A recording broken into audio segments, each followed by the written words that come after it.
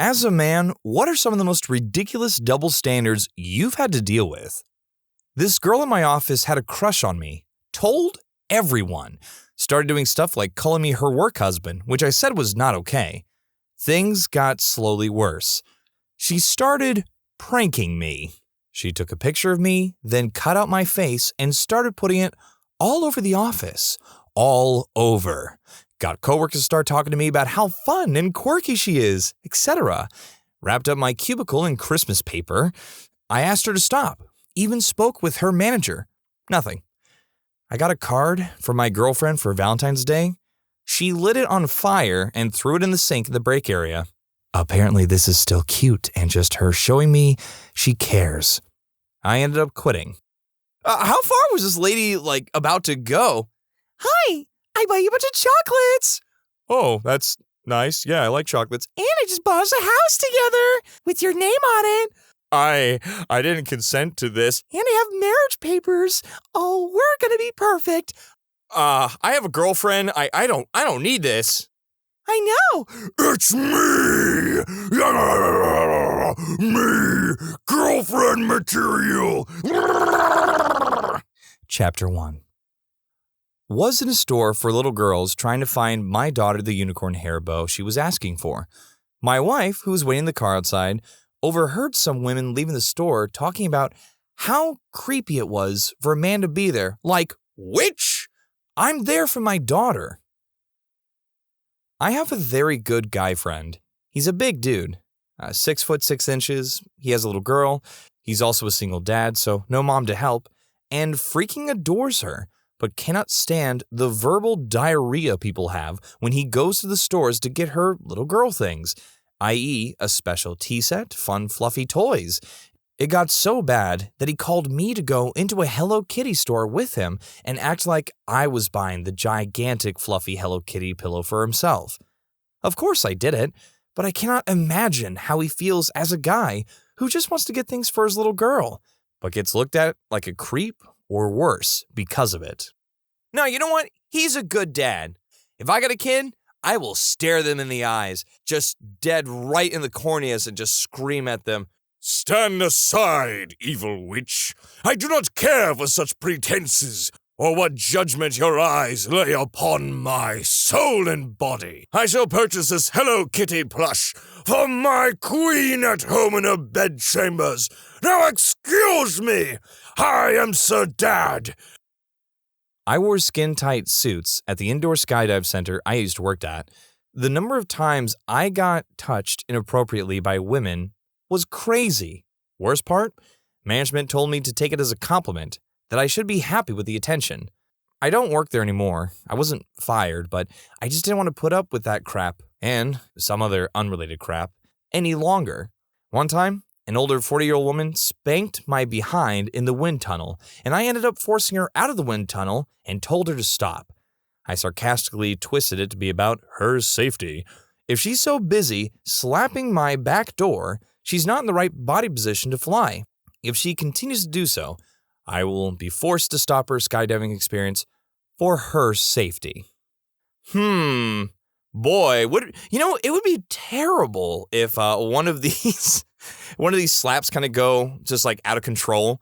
Literally, think about it. They're at a skydiving center, and literally this guy is like, "Okay, everyone, I need you to do this position and be careful because you don't." And they run up the wind tunnel and try to go in for a slap, and literally is over the edge. It's like, here I come, Sonny. Whoa! So, that you don't want to do that. That's not safe. Class is dismissed, and I quit. I was a male who worked in childcare for 5 years. I understood the reasoning behind it, but I had to be absolutely dead careful to be impeccable in my dealings with kids and parents. Just because anything slightly off about my vibe could spell the end of my career. I had on more than one occasion have a new parent who hadn't dealt with me before refuse to leave their kid at the school with me. I was the only staff on the premises, opting to wait in the car until a female staff member arrived. This wasn't the case with parents who were familiar with me, but new parents often just didn't trust me at all. When I resigned from the school, the other staff said how irreplaceable I was, how much the kids and staff trusted and appreciated me. I really think I did a good job. But even so, just being a male meant that I was trusted less from the get-go. I didn't hold it against anyone, but it was a double standard I ran into often. If you're a stay-at-home father, or worse, just a stay-at-home spouse as a male, there's a sizable portion of people who are going to think less of you as a man, assume you're a freeloader.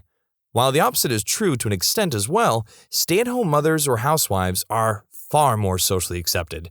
People will sing the praises of stay-at-home moms, call it the hardest job in the world, ask if her husband is helping out enough at home. A man will be asked if he's on babysitting duty, will be mocked for playing Mr. Mom, will be ridiculed for staying home while his wife works out, having his wife wear the pants, criticized for not providing for his family, etc. I was out of work for a period due to my gym temporarily closing as a result of COVID restrictions, meaning my girlfriend was supporting us.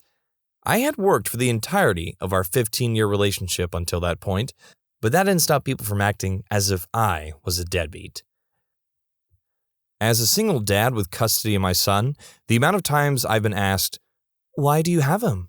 on a first date, or when I start talking to a woman on a dating app, is ridiculous. I can only imagine what would happen if a single mother was asked that same question. Why is it completely acceptable for a woman to leave a man and take his kids away, no questions asked, but when a man has custody, I'm treated like I must have stolen my own child? My mom got custody of both my sister and I. My sister was smart enough to go with my dad after a while. I was still too young to realize the situation I was in. My mom inherited a bunch of money from her uncle, and we were loaded, so as a kid who got most of what I wanted, I didn't think anything of the situation. Long story short, my mom spent all her monies on illegal substances, and my dad was working like 3 jobs to pay almost $1,000 a month in child support, while my sister and I were in mom's custody. She had me on a bunch of prescriptions because she didn't know how to parent. I don't remember much of my childhood, to be honest. I ended up asking my dad to live with him, and he came and picked me up essentially across the country the next day. I went from living in a $500,000 house in Florida with my mom to a double-wide trailer in New York with my dad. He was actually a parent to me. She still spent all her money and mine and my sister's college funds that our rich uncle had set up for us. Basically, I just wanted you to know that I know that dads can be the real heroes. I will never question why a man has custody of his kids. My dad will always be number one. When a girl is into you at the bar and you say no, holy schmoly, do they go hard out. And when you really drop the absolutely not, I've gotten hit, kicked, my drink hit out of my hand, called every name in the book. No means no, but I guess only for chicks? I had to stop hanging around for my kids' swimming lessons. They had a big window in the lounge area where you could watch your kids. I'd be grinning like an idiot, waving frantically as my boy splashed around. Just about every week, though, some Karen would give me the stink eye, or worse, an interrogation. Same would happen at the parks or the grocery store, especially when he was a toddler. They'd get right in his face and ask where his mother was. Oh, nice dad. Must be babysitting today. Ugh. Never mind the time I tried to pick him up and I wasn't his mother. They didn't know who his mother was, but they knew it wasn't me. I'd been taking him and whatnot for ages. I have a very prominent beard, which makes me stick out like a sore thumb. But yeah, I don't look familiar to them. Forget all that crap. I was at my wife's company Christmas party, and the girlfriend of her coworker straight up grabbed me, wrapped her arm around me from the side, and squeezed my back door. Then she asked my wife if it was okay. She literally didn't even say hi to me. I felt like an object. I was too surprised to do or say anything for like a solid 60 seconds. My wife didn't really register what was going on, so didn't say much of anything. The boyfriend didn't see, I guess. Anyway, flip the genders and somebody would have said or done something. When men open up about their feelings, they're often viewed as weaker, less masculine, immature, and too emotional. When women open up about their feelings, they're often viewed as more empowered, more feminine, more mature, and more in touch with their emotions. When men fail, they're often viewed as pathetic and not working hard enough. When women fail, they're often viewed as hard workers staying strong in an unfair world. When men make more money than women, there's controversy about the wage gap. When women make more money than men, those men are viewed as inadequate and lacking ambition. In my experience, many women say they want to see a man being open and emotional, but what they really want is some kind of Hollywood masculine version instead of the honest kind that might involve some ugly tears and cross-gender empathy. Also, if a woman uses it against you even a little bit in the future, they shouldn't be surprised that you'll never really open up to them honestly again. It's an uphill battle for men to open up, and once you burn that bridge, there's not really a second chance. Half of my attractiveness has always been based on how much I make. I just experienced this. My mother married into wealth on her third marriage, private jets, yachts, the works. I am mostly humble about it and keep it on the down low. I mean, it's not my money. They don't support me, and we have a terrible relationship. Started hanging around a friend that loved to boast about money and the money that other people have. He would tell women I come from money and they should lock me down. The amount of interest they had in me after that would skyrocket. It would be a normal woman for 1 second, then turn shallow, fake, and super desperate. Not going to lie, the desire felt great, but I quickly learned it's not real. I stopped being friends with him and haven't looked back. My parents don't support me, so I don't live a lavish lifestyle. So if I happen to meet a girl through family or friends, or at a wealthy person party, event I'm attending with my family, once they get a dose of how non-baller I live, they're usually out. The rule is, if it's about money, that's all it will revolve around. I'm a physician. I get hit on by a lot of females, usually older women. If not directly telling me I'm attractive or easy on the eyes or something, they tell my female assistant or female residents or students who I am training, and it makes them feel very uncomfortable. Or they'll tell the nurses in pre-op or recovery unit or the anesthesiologist, etc. Imagine men saying crap like that to or about a female doctor. Pretty sure most know that's an absolutely inappropriate thing by now. I hope. I know females deal with that constantly in general, but it makes for an uncomfortable situation when you're establishing a relationship with patients. I've asked my female colleagues if they get directly hit on by patients, and thankfully for them, they've all said no. So, at least there's that. I'm a rather big guy. I lift every day, but honestly, I don't realize I'm intimidating. I'm kind of a blundering idiot. I left my lights running in my car and went inside a grocery store, came out, and my battery was dead. I had jumper cables, but needed another running car. Right then, a young woman with 2 children walked up to the car next to me. I introduced myself and started explaining my plight and asked for help. She jumped in her car quick and drove off, didn't say a word. Then I realized I probably scared the crap out of her. Random big dude walked up to her while she was alone with her kids. I called a friend and he was 30 minutes away, but on his way to help me, I'm waiting next to the car and 2 police cruisers roll up on me. Hands in the car, vehicle search, the whole 9 yards. The lady had called the cops. My buddy showed up mid-search and they harassed him too. They were convinced we were running some abduction ring or something. They finally let us jump my car and go. Even then, one of the cruisers followed me to my house. It was annoying. Lesson learned though, never ask help from a stranger. So, funny story here. I was out at the mall with my then girlfriend at the time, and we ended up inside a woman's lingerie underwear store. Not the famous one that you can imagine, but it definitely had the same feel or vibe to it. They had just opened their doors and had a promotion.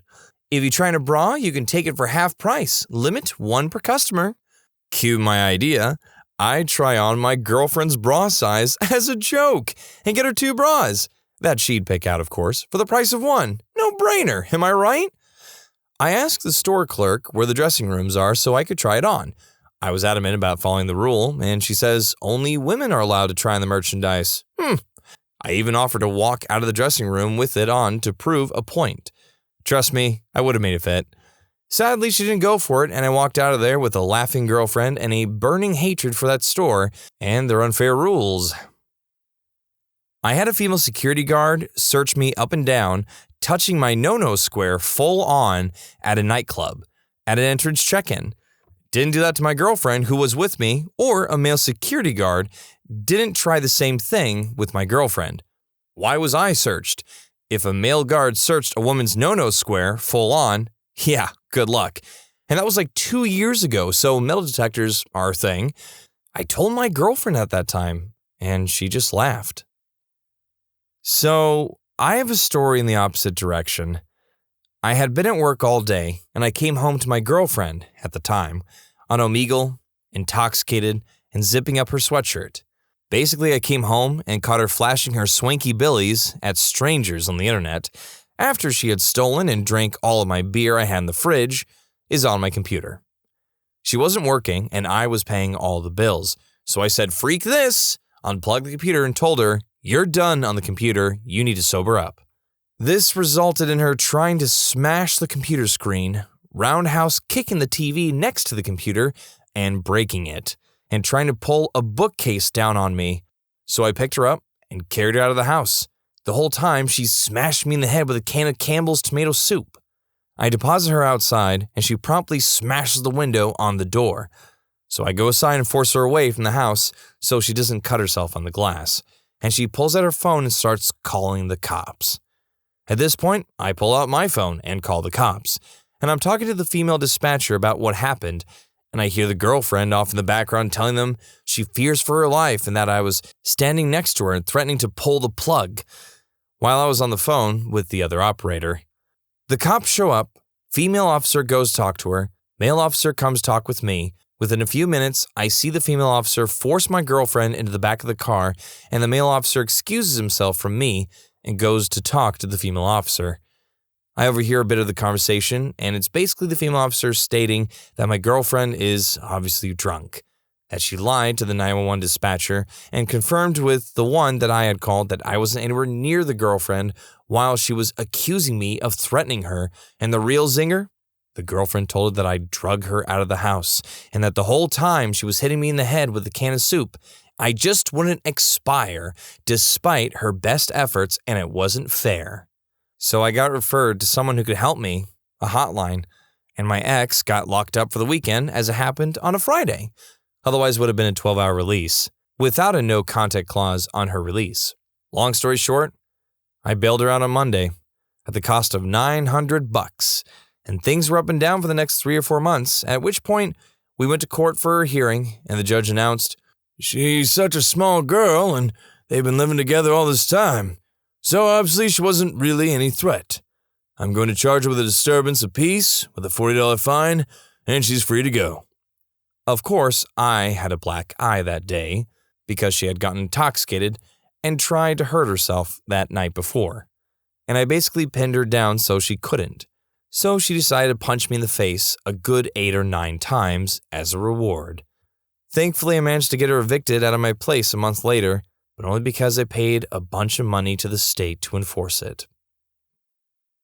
My brother-in-law loves basketball and coached women's teams for years. He told me that women actually listen and follow the plays much more than men, so it's a real treat to coach women over men. He had to give it up because of all the bullcrap going on within the community and him being a male coaching girls. The only people that really suffer here are the girls that had an amazing coach, but the gossip bags just can't keep their hen-like beaks shut. My ex is a bartender. I am a drummer in a decently popular band in my town, so we get a lot of attention because of this, and both jobs require us to use that to our advantage. Tips for her, and keeping people coming to our shows for me. I've never had a problem with her flirting for tips. In fact, I encouraged it. I also work in the restaurant industry, so I know how it works. But God forbid a girl came up to me to say, "Great show," I'd be expected to just walk away and not interact. That's why she's my ex. This isn't my story. This happened at school while I was skipping every class I had that day, went off smoking the herbs. My youthful stupidity.